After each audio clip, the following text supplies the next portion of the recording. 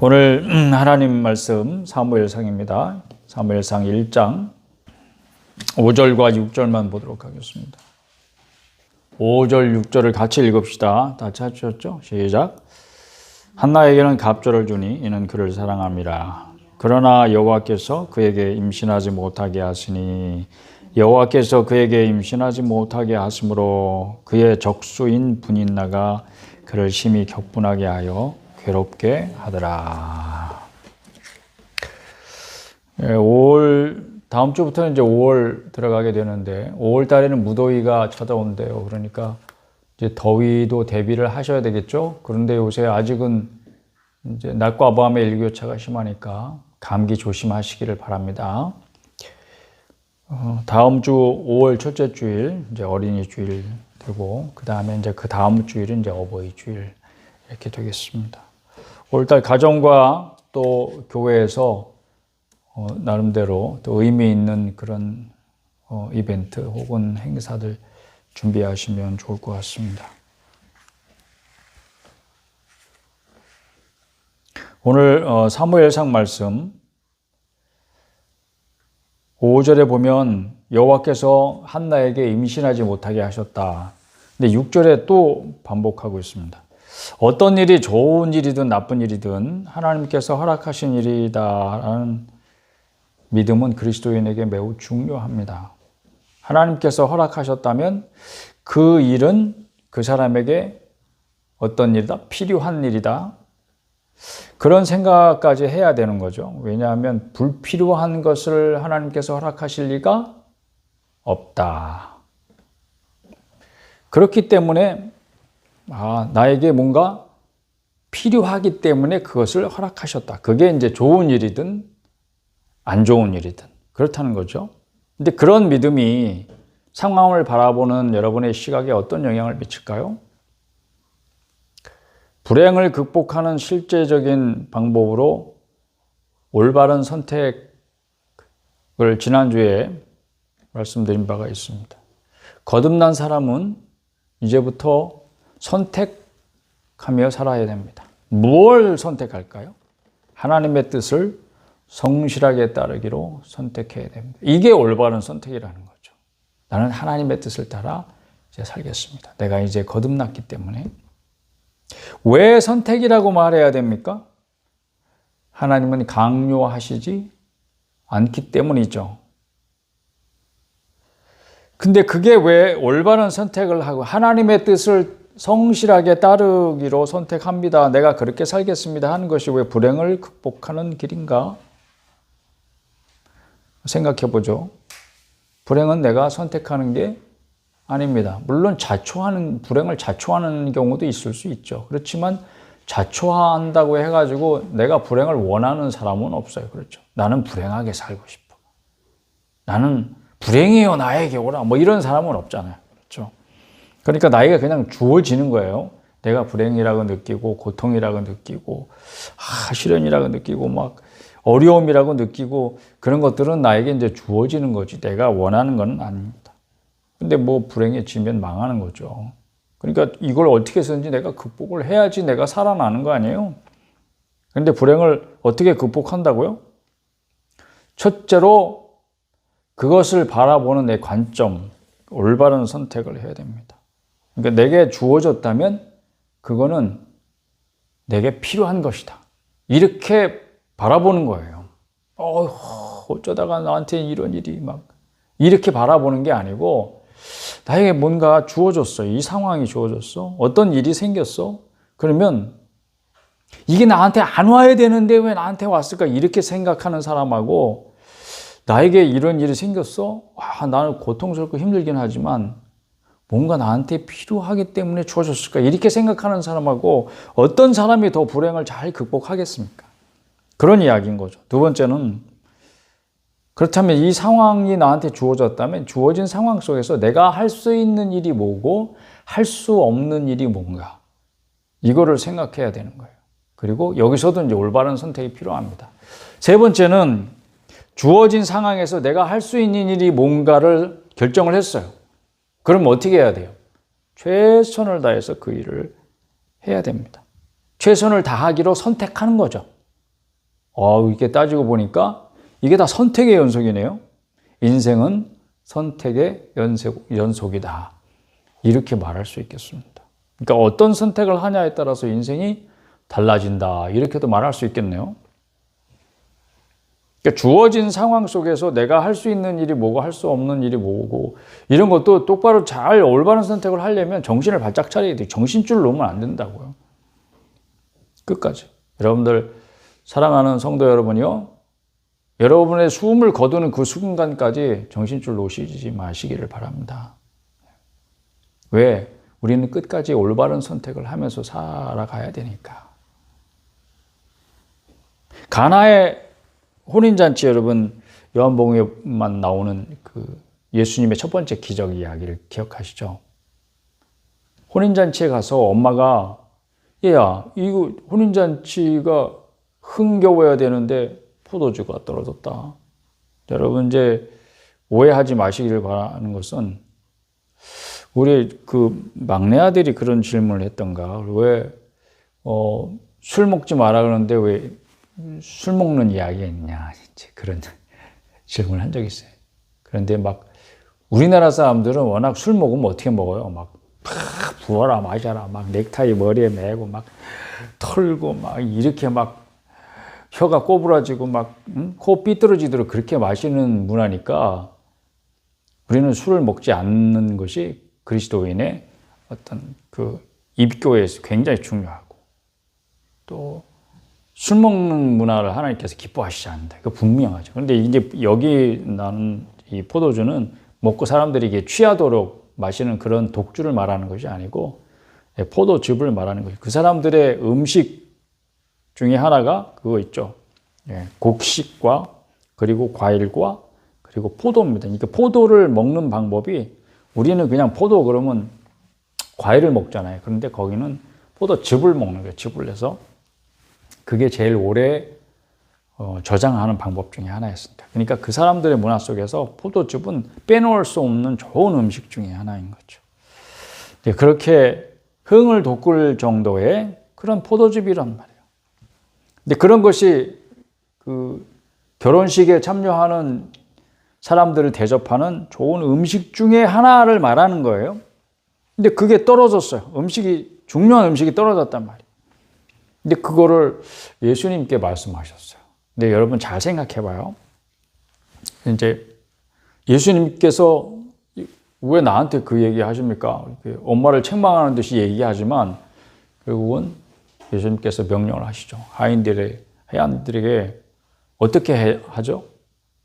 거기 정결 예식에서는 위생에 쓰는 물을 담는 돌 항아리 6개가 있었단 말이에요. 그런데 거기다가 예수님께서 어떻게 명령하십니까? 물을 채워라 이렇게 명령하시잖아요. 지금 뭐가 부족한데? 포도주가 부족한데 예수님은 엉뚱하게 거기다 물을 채워라 그러신단 말이에요. 그러니까 하인의 입장에서 보면 어떤 선택을 할 수 있어요? 무슨 소리예요? 이 사람 정신 나간 소리 하네? 야, 빨리 가서 포도즙을 어떻게 구할 데 있는지 알아봐라. 이런 선택을 할 수 있고, 물을 채워라. 예, 알겠습니다. 가서 물도 올 수 있고, 어떤 것이 올바른 선택인가요, 여러분? 그런 거예요, 여러분. 선택할 수 있는 기회가 딱 주어졌을 때 어떤 것이 올바른 선택인가? 예수님께서 물을 채워라 이렇게 명령하셨다면 이게 예수님의 명령인지 알아들었다면 성도 여러분들은 어떻게 해야 돼요? 최선을 다해서 물을 채우는 거예요. 그래서 하인들은 정말 어떻게 채웠다고 성경에 되어 있어요? 우리 찾아볼 필요도 없이 알잖아요. 아구까지 가득 채웠다. 성경에 보면 그렇게 되어 있어요. 그러니까 물 채우는 방법도 여러 가지 있을 수 있죠. 포도주가 필요한데 지금 물을 채우래. 대충 갖다가 한번. 야, 부었어요? 채웠어요? 이렇게 한 통 갖다 놓고. 그럴 수도 있죠. 하지만 이 사람들은 물을 채우되 어디까지 채웠어요? 아구까지. 그러니까 가득 채웠다 이 말이죠. 주어진 상황에서 내가 할 수 있는 일이 뭐고 할 수 없는. 이 사람들은 뭐 물을 변하여 포도주가 되게 할 수 있는 거는 자기들이 하는 일은 아니에요. 자기들이 할 수 있는 일은 그냥 물을 채워넣는 거예요. 근데 최선을 다해서 하게 되니까 아구까지 채우는 거죠. 사랑하는 여러분, 이게 굉장히 중요한 영적인 원리를 담고 있습니다. 내게 주어진 상황이 이게 어떤 시련이 있든 어떤 불행한 상황 속에 있을지라도 우리가 잘 살펴보면 그 속에서 내가 할 수 있는 일이 반드시 있어요. 그러면 그 일을 내가 최선을 다해서 하리라. 이런 선택을 하는 것이 바로 올바른 선택이에요. 그냥 거기까지인 거예요. 그냥 그 일이 다 물인 거예요, 물. 그냥 물 채우는 일밖에 안 돼. 그렇지만 그게 내가 할 수 있는 일, 최선을 다할 때 주님이 역사하시면 물이 변하여 포도주가 될 줄로 믿는 것입니다. 내가 물을 채웠다고 포도주가 되는 게 아니에요. 그냥 물은 물인 거예요. 그러나 거기에 주님이 임하시고 주님의 능력이 거기에 임하면 물이 변하여 포도주가 되는 것입니다. 할렐루야.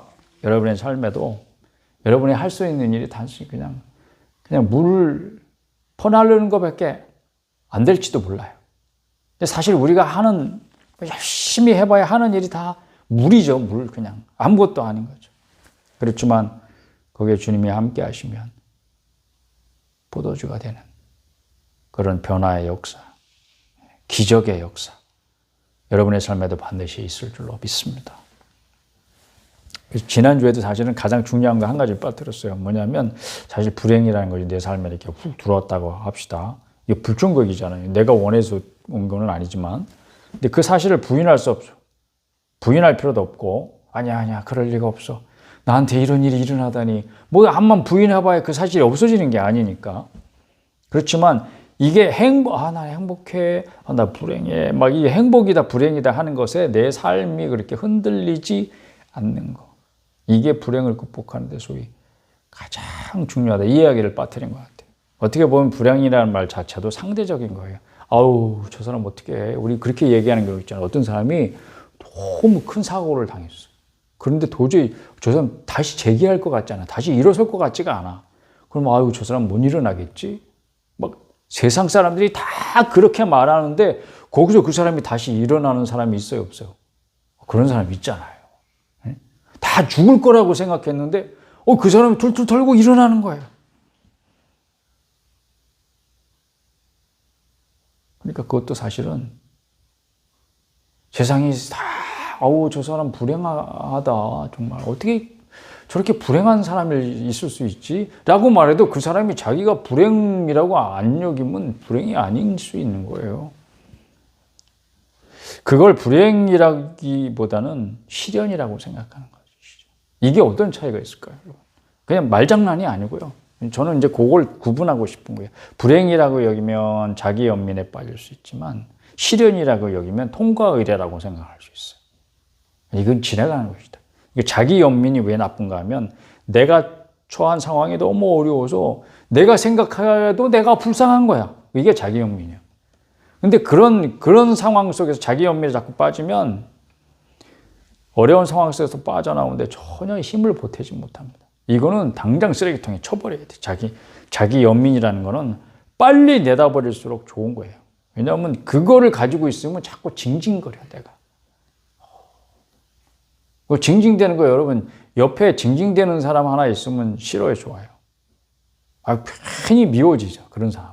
막 자꾸 징징거리고 그러면 귀찮아져요. 근데 내가 나한테 징징거리는 게 자기 연민이에요. 혹시 여러분들이 처한 상황 속에서 자꾸 자기가 생각해도 자기가 불쌍하고 그러신 분 있어요? 그게 자기 연민이라고 생각하시고 얼른 쓰레기통에 내다 버리시기를 축복합니다. 그거를 어떻게 생각하라고? 시련이라고 생각하라고. 시련은 극복하라고 주어지는 거예요. 지나가라고 주어지는 거예요. 그러니까 시련이라고 생각하면 이게 올바른 관점으로 바라볼 수 있는 거예요. 그것 자체가 올바른 관점입니다. 그걸 극복하는 과정에서 하나님의 뜻을 묻게 됩니다. 그리스도인이라면 당연히 그렇죠. 나한테 왜 이런 시련을 허락하셨을까? 이렇게 하나님의 뜻을 묻잖아요. 하나님의 뜻이 어디에 있는지요? 이렇게 직접 여러분들이 묻기도 하고. 하나님의 뜻을 묻는 가장 기본적인 방법은 뭐죠? 가장 일반적인 방법이 뭐죠? 예, 기도하는 겁니다. 여기 큰 시련에 처한 한 여성이 있습니다. 한나. 한나 얘기하려고 이제 여기까지 온 거예요. 이제 이렇게. 한나. 결혼했는데요. 아이가 안 생겨요. 엘가나가 남편이고 그에게 아내가 둘이 있는데 하나는 한나고 하나는 분인나예요. 그런데 분인나에는 자식이 있어요. 히브리어에 보면은 자식이란 말, 우리나라 말은 단수 복수 이게 구분이 안 되는데 히브리어 원어를 보니까 복수형으로 되어 있어요. 남성 복수. 그 적어도 아들이 몇 이상 있는 거예요. 둘 이상은 있어야 복수형이잖아요. 그렇죠? 그러니까 분인나는 벌써 아들을 적어도 둘을 낳았다는 거예요. 근데 한나는 없어요.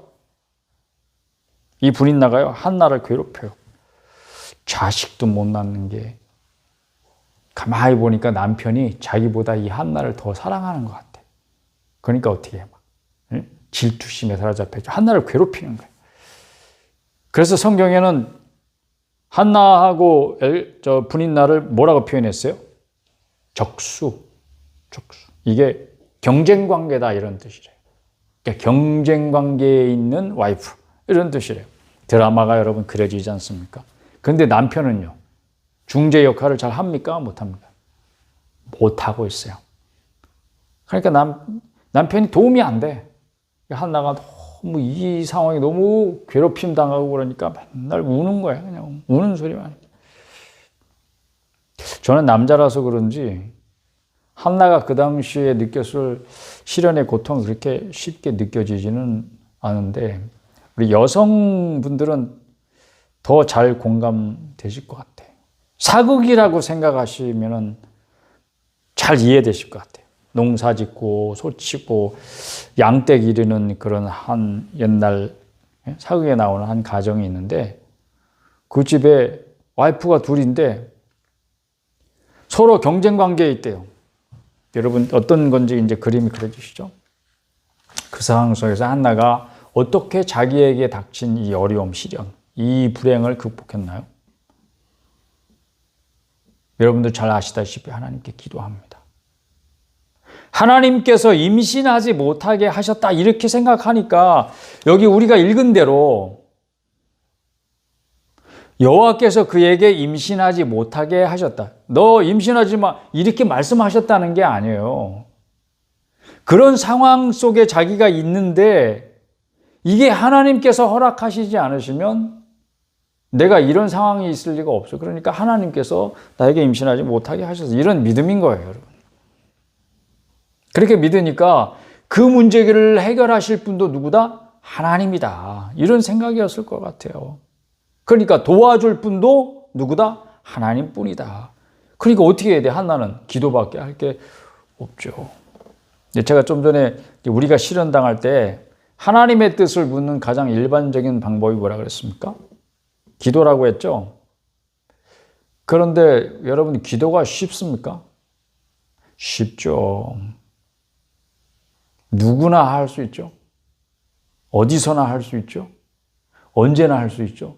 그러니까 기도만큼 쉬운 게 어디 있어 사실은. 야, 1,000만 원만 내놔봐. 그럼 내가 네 문제 해결할 수 있는 방법 알려줄게. 그럼 여러분 1,000만 원 뭐 선뜻 어디서 구해.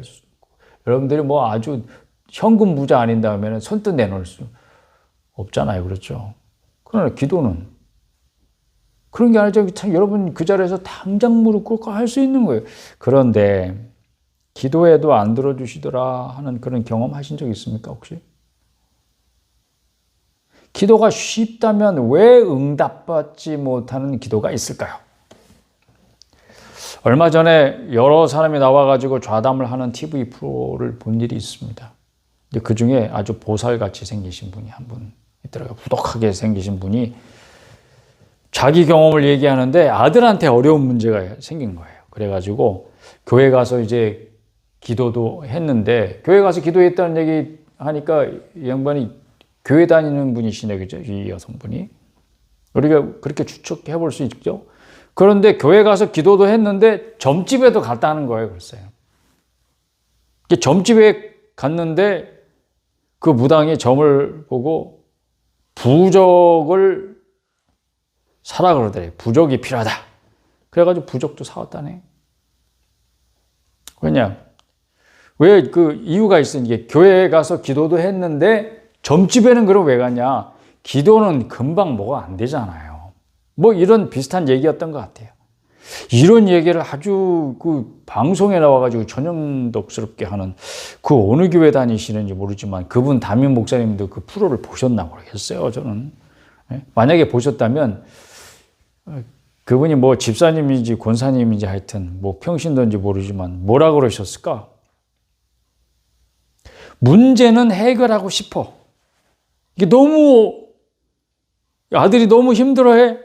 아니야, 어려운 문제가 있어. 난 뭔지 모르지만 하여튼 불행해서 빨리 벗어나고 싶은데 자기가 힘든 건 싫은 것 같아요. 맞죠? 맞습니까? 기도가 너무 힘든 거야.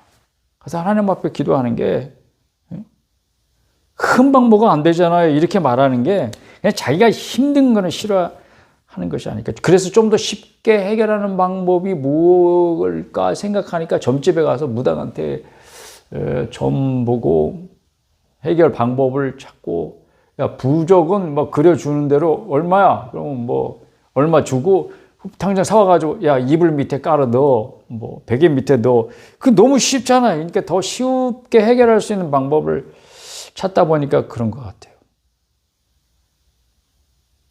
이럴 때는 하나님이 어떻게 하셔야 돼요? 그 보살같이 생긴 여성분한테 더 큰 시련을 주시면 좋겠어요. 그러면 정신 차리려나? 우리에게도 한나의 시련과 같은 그런 시련과 또는 불행이 찾아올 수 있습니다. 얼마든지 그렇죠. 그렇다면 우리에게 시련이 필요하기 때문에 하나님께서 허락하신 거다. 이렇게 믿을 이유가 있을까요? 그렇다면 우리에게 시련이 필요한 이유가 뭘까요? 그런 얘기를 좀 해봐야죠. 첫째, 그러니까 하나님께서 세밀하게 설명하지는 않으시지만 한나의 경우를 보면서 이제 살펴보는 거죠. 첫째는 자신을 성찰하게 됩니다. 어려움을 겪을 때 사람이 겸손한 태도를 갖게 돼. 나 몰라, 나 원래 나 겸손한 사람이야. 형님, 나 모릅니까? 내가 언제든지 겸손하잖아요. 뭐 이런 이야기를 들은 적이 있습니다. 그래도 그 사람이 뭐 성공해서 부자가 된다든지 뭐 아니면 뭐 진짜 뭐 국회의원 빠지라도 달게 되든지, 지금 우리가 이제 국회의원 선거 얼마 전에 했지만 국회의원 되겠다는 사람들이 얼마나 90도로 절을 잘합니까? 막 바닥에, 땅바닥에도 엎드려서 막 읍소도 하고, 막. 사람들하고 악수할 때도 얼마나 90도로 겸손하게 인사를 잘합니까? 근데 우리가 다 그렇게 느낄 거예요. 진짜 겸손해서 그게 아니고 표를 구걸하는 거예요. 그래서 어떤 사람은 극단적으로 그런 얘기도 있어요. 국회의원들은 거지다고. 표 구걸하는 거지. 몇 년에 한 번씩.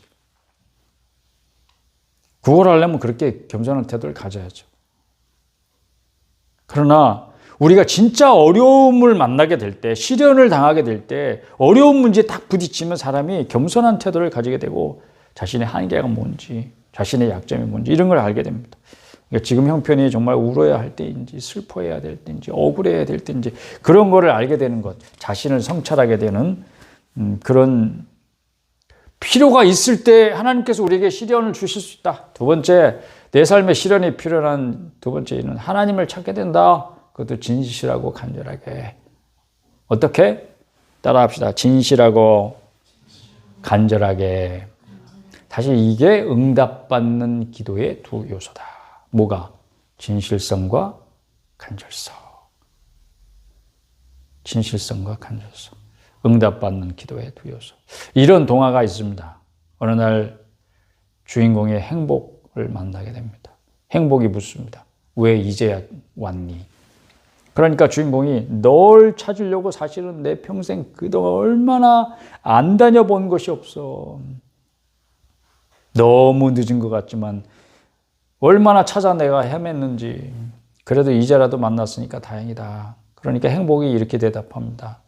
네가 나를 찾아 헤매는 모든 순간에 사실 나는 네 곁에 있었어. 그런데 너는 엉뚱한 곳만 찾아 헤매더라.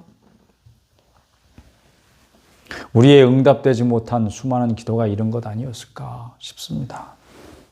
간절한 것 같지만 진실성이 없는 기도는 응답될 수가 없었던 거죠. 하나님 막 도와주세요. 막 간절하게 기도하는 것 같지만 결국 기도하면서 계속 곁눈질하는 거예요. 뭐 더 쉬운 방법 없나? 뭐 다른 해결 방법 없나? 진실성, 하나님 보시기에 진실하지 못한 기도들은 다 대부분 그런 것 같아요. 그러니까 응답될 수 없는 거예요. 시련을 겪고 나서 깊은 아픔을 겪고 나서야 비로소 우리는 하나님 진실하게 찾게 됩니다. 그리고 고통이 더 심하면 심할수록 간절하게 찾게 되는 거죠. 만일 여러분이 어떤 일 때문이든지 정말 깊이 아파하는 고통스러운 그런 상황이라면, 지금이 여러분 그런 상황 속에 있다면 이렇게 기도해 봅시다. 아버지, 제가 이제야 아버지 앞에 조용히 무릎을 꿇습니다. 저를 도울 이는 오직 하나님 아버지뿐입니다. 이렇게 한나의 기도가 모델이 되고 있죠. 우리 1장 10절 한번 가서 보실까요? 10절, 11절 한번 같이 읽어보십시다. 시작. 한나가 마음이 괴로워서 여호와께 기도하고 통곡하며 서원하여 이르되 만군의 여호와여, 만일 주의 여정의 고통을 돌보시고 나를 기억하사 주의 여정을 잊지 아니하시고 주의 여정에게 아들을 주시면 내가 그의 평생에 그를 여호와께 드리고 삭도를 그의 머리에 대지 아니하겠나이다. 이거 봐. 결국 이 얘기 하려고 그러시는구만, 이 목사가. 결국 서원하라는 거 아니야? 그게 아니에요, 여러분. 서원이라는 건 사실 얼마나 간절하면 서원까지 하겠습니까? 네? 여러분은 어떤 분 중에 그런 분도 있더라고요. 나는 약속을 하면 꼭 지켜야 되기 때문에 그게 싫어서 약속을 안 해. 자, 여러분, 이 말이 맞는 것 같아요? 틀리는 것 같아요? 말은 맞는 말이지. 나는 약속은 꼭 지켜야 되는 거예요. 그거는 맞는 말이에요. 그렇지만 그렇기 때문에 내가는 약속을 안 해. 이거는 맞는 말입니까? 진짜 어리석은 자죠.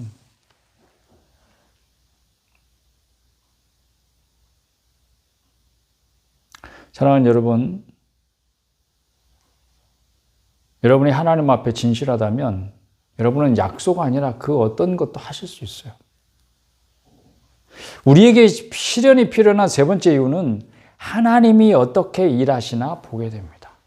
이것 때문에 하나님 앞에 간절하고 진실한 기도, 한나같이 소원까지도 할 수 있는 거예요. 우리가 뭘 할 수 있는 게 아니라 내가 할 수 있는 일을 하게 될 때 하나님이 어떻게 일하시는가를 보게 되기 때문에 하나님 앞에 어떤 약속도 할 수 있습니다. 하나님, 나 정말 아들을 낳아야 되겠습니다. 하나님께서 내게 아들을 낳게 해주신다면 그 아들 하나님께 바치겠습니다. 그의 평생을, 삭도를 대지 않는다는 것은 나실인, 하나님 앞에 거룩하게 바쳐진 사람이라는 뜻이에요. 그러니까 평생 하나님 앞에 바치겠습니다. 내가 싸고 있지 않겠습니다. 내 아들이라고 내가 붙들고 있지 않겠습니다. 그런 거죠. 하나님, 아들을 낳게 해주십시오. 여러분은 어떤 약속을 하나님 앞에 해보셨습니까? 우리가 분주할 때 내 힘으로 뭔가 찾고 구할 때는 막 곁눈질 하는 게 많아요. 그러니까 아까 그 보살처럼 생기신 여성분 얘기해 드렸던 것처럼 그래서 좀 더 깊은 공경에 처하게 되고 스스로 불행해서 자신을 끄집어낼 수 없을 만큼 되었을 때, 그때 우리는 역설적이지만 하나님의 일하심을 볼 수 있게 됩니다. 그래서 하나님께서 사랑하는 자녀에게 때로는 그 자신이 감당할 수 없을 만큼 깊은 시련을 허락하시는지 모르겠어요. 한나의 경우는 하나님이 불임 여성인 한나를 사용하셔서 그로 하여금 깊이 고통하고 억울해하고 원통해하고 그러면서 하나님을 찾게 만들고 하나님 앞에 서운하게 하시고 그렇게 해서 위대한 마지막 사서요 왕정 시대를 열어갈 사무엘이 태어나게 하십니다. 하나님이 약속하신 바는 반드시 이루실 거라고 하는 한나의 단순하고도 진실한 믿음을 사용하셔서 현재의 불행이 끝이 아니고 하나님의 능력으로 역전시킬 수 있음을 보여주는 하나의 정말 귀한 증거로 하나님께서 한나의 생애를 사용하십니다. 이걸 오늘 어려움 당하는 많은 여성들에게, 아니 많은 성도들에게 정말 희망을 찾게 해주는 그런 하나님의 말씀인 줄로 생각이 됩니다. 하나님께서 오늘도 어려움 중에 계신 여러분에게 한나를 통하여 하신 말씀이 있을 것입니다. 어떤 근거로 그렇게 이야기할 수 있는가? 이런 질문 혹시 하실지 모르겠는데, 어떤 근거로 시련은 나에게 필요하다 이렇게 말할 수 있는가? 시련이 없으면 안 되냐? 고통스러운 상황들이 나한테 없으면 안 되냐? 그런 게 없는 게 사실은 축복 아니냐? 이렇게 항변하실 수 있을지 모르겠어요. 그러나 결과를 보면 알 수 있다고 생각해요. 첫 번째 뭐냐면, 한나는 자기가 정말 말할 수 없이 원통해 했던 이 시련을 통해서 하나님을 더욱 알게 됩니다. 2장 1절 이하에 보면 한나의 기도가 나와요. 근데 그 기도는 뭐냐면 하나님이 어떤 분이신가를 말해. 하나님같이 거룩하신 이가 없습니다. 잘난 사람들아 하나님 앞에서 까불지 마라. 하나님은 행동을 달아보시는 지식의 하나님. 네가 잘난 척하지만 네가 어떤 인간인지 하나님은 다 저울에 달아보시고 다 알고 계셔. 그러니까 까불지 마. 하나님 앞에. 이렇게 기도 내용 중에 이런 것들이 있어요. 우리 하나님은 죽이기도 하시고 살리기도 하시는 하나님이야. 가난하게도 하시고 부하게도 하시는 하나님이야. 낮추기도 하시고 높이기도 하시는 하나님이시여. 하나님은 너희들이 밟고 서 있는 이 땅을 창조하신 분이야. 이렇게까지 기도한다고요. 그러니까 하나님이 어떤 분인지 더 깊이 정말 친하게 경험하게 되었다는 사실이에요. 하나님을 알게 되었다는 게 무슨 뜻이에요? 내가 하나님 만나봤는데 하얀 옷을 입으시고 수염이 아주 긴 양반이시던 걸 뭐 그런 게 아니고 성품을 더욱 알게 되었다는 뜻이죠. 하나님은 성품에 어긋나는 일은 하지 않으시기 때문에 하나님의 성품이 어떤 건지 정확하게 안다는 것은 결국은 하나님이 어떤 일을 하실지 안 하실지 더 잘 알게 되었다는 걸 말하는 거예요. 그래서 질문이 없어지는 거예요. 그런 경지에 여러분 이르게 되시기를 축복합니다. 두 번째는 한나의 경우에도 신앙이 더 견고해졌어요. 그러니까 결과적으로 그런 거죠. 물론 이 가정이 엘가나 가정이 보니까 항상 하나님 앞에 아주 성실하게 하나님의 법을 따라서 하나님 앞에 제사 지내고 그 예배 드리고 가정이 축제를 같이 하나님 앞에서 잔치 벌이고 굉장히 성실하게 하나님의 법을 따르는 아주 믿음의 가정이었어요. 그렇지만 한나가 이 시련을 통해서 하나님을 더 알게 될 뿐만 아니라 그 자신의 믿음이 더 견고해지는 거예요. 여러분 지금 그 어려운 시험 있죠. 시련을 겪고 있죠. 통과하고 있죠. 그것을 통해서 여러분의 신앙이 더욱 견고해질 수 있을 줄로 믿습니다. 한나의 불행은요, 하나님이 그에게 가져다 준 것 같이 이렇게 여겨지잖아요. 하나님이 나한테 임신하지 못하게 하셨어. 그래서 내가 아이를 못 낳네. 하나님이 나한테는 아이를 안 주셨어. 그래서 내가 자식이 없네. 불행하죠. 얼마나 고통스러워서. 게다가 가만히 있으면 되는데 옆에서 그 분이나라가 하는 와이프가 하나 더 있잖아요. 늘 괴롭히는 거야. 적수야, 적수. 막 경쟁심 가지고 막. 나는 가만히 있는데 막 질투심 느끼고 막 괴롭히고. 그런데요, 한나는 하나님을 탓하지 않습니다. 오히려 더 마음이 낮아지고 원통해져서 하나님을 진실하고 간절하게. 이게 뭐라고요? 응답받는 기도의 두 가지 요소라 그랬죠? 그래서 엘리제 사장이 한 말을 자기 기도에 대한 하나님의 응답으로 믿습니다. 우리 1장 17절 가서 한번 보실까요? 17절, 18절 다 같이 한번 읽어보십시다. 1장 10절 다 같이 시작. 엘리가 대답하여 이르되 평안히 가라. 이스라엘의 하나님이 네가 기도하여 구한 것을 허락하시기를 원하노라 하니 이르되 당신의 여종이 당신께 은혜 입기를 원하나이다 하고 가서 먹고 얼굴에 다시는 근심빛이 없더라. 이거는 엘리 제사장이 말을 하는데 그 말이 내 기도에 하나님 응답하시는 걸로 믿어지는 거예요. 확신이야. 꽂혔다 이게 아니고 믿음으로 하나님 앞에 나아가 진실되게 기도하는 사람, 하나님께서 어떤 방법으로든지 응답할 수 있는데 그것이 하나님의 응답이라고 하는 확신이 들었다는 뜻이에요. 이게 한나라고 하는 이름 자체가 하나님께 은혜를 입은 자라는 그런 뜻이니까 18절을 보면 자기의 이름의 뜻대로 되기를 자기도 바라는 거야. 당신의 여종이 당신에게 은혜 있기를 원하나이다.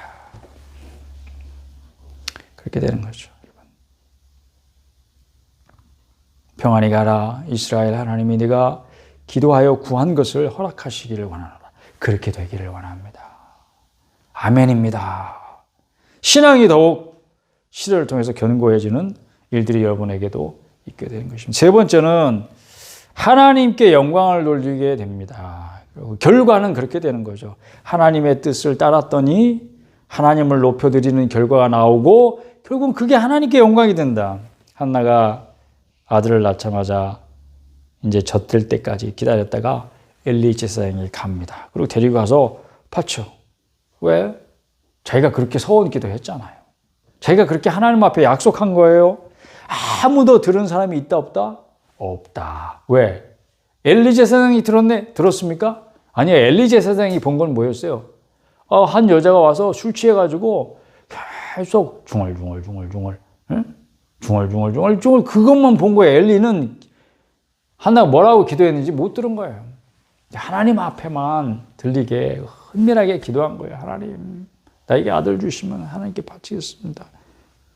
아무도 듣지 않았지만 한나는 진짜 약속을 지켰어. 하나님 앞에 하나님의 아들을 주셨으니 하나님 약속대로 이 아들을 바칩니다. 이렇게. 근데 물론 이것 자체가 하나님께 약속을 지켜드리는 이 행위가 하나님을 높이는 행위가 되는 거예요. 할렐루야. 물론 간증하고 다닐 수 있죠. 내가 아들 없는 거 너희도 알지. 오랫동안 내 결혼한 지 지금 몇 년 지났는지 모르지만 아들이 없어서 그랬는데 하나님 앞에 내가 항상 기도했거든. 그때 하나님께서 아들을 주셨어. 이거 봐. 야, 정말 하나님은 기도를 들으시는 분이 이렇게 간증하고 다니는 것도 하나님을 높이는 행위가 되겠죠. 물론. 그렇지만 한나 자신이 한 약속을 그대로 지키는 것. 이것을 통해서 하나님 높여드리고 하나님께 영광이 된 것입니다. 근데 그걸로 끝인가요? 하나님이 아들 받으셨어. 그걸로 끝이 아니에요, 여러분. 2장에 보면 하나님께서 3남 2녀를 더 주셨다. 그렇게 돼 있어요. 그러니까 사무엘까지 포함하면 아들 4세, 딸 2를 더 이제 낳은 거죠. 하나님께서 더 사무엘을 바친 것 그 이후로 하나님께서 한나를 축복하셨어요. 그래서 태를 여셔서 3남 2녀를 더 주셨단 말이에요. 자기가 구하지 않아도 하나님이 주신 거죠. 여러분 혹시 하나님께 약속하신 거 있으신지요? 만약 여러분에게 해가 되더라도 반드시 그것을 지키면 하나님을 경외하는 태도가 되는 것이고 그것이 바로 하나님을 높여드리는 일이 되고 하나님 그 일을 통해서 영광을 받으실 줄로 믿습니다. 이게 하나님께 복을 받는 자로 살아가는 길인 거예요, 여러분. 한나뿐이겠습니까? 하나님을 신실하게 믿는 성도들에게 시련이 필요하고 또 오게 되어 있습니다. 근데 그럴 때 어떻게 할 거냐? 여러분들이 그 상황 속에서 올바른 선택을 할 수 있도록 한나가 좋은 모델이 될 것입니다. 만일 지금 여러분이 불행하다고 할 만큼 시련 속에 있다면 남 탓하거나 낙심할 일이 아니라 여러분에게 그 시련을 허락하신 이유가 무엇인지 찾을 수 있기를 바랍니다. 자신을 성찰하는 기회로 삼으시기를 바라고요. 하나님을 진실하고 간절하게 찾으시고요. 하나님이 하시는 일을 보게 될 줄로 믿습니다. 만일 여러분이 믿음으로 극복하고 그 안에서 하나님이 하시는 일을 보게 된다면 어떻게 됩니까? 하나님을 더욱 알게 됩니다. 여러분의 신앙은 더욱 견고해질 것입니다. 그리고 여러분 하나님을 높여드리게 될 것입니다. 하나님께 영광이 되게 하실 것입니다. 그럼 여러분 생애는 여러분 지금이 얼만큼 낮은 자리에 있더라도 하나님이 높여주실 줄로 믿습니다. 왜냐하면 하나님은 낮추기도 하시지만 높이기도 하시는 분이시기 때문에 가난하게도 하시고 부하게도 하시는 분이시기 때문에 죽이기도 하시지만 살리기도 하시는 분이시기 때문입니다.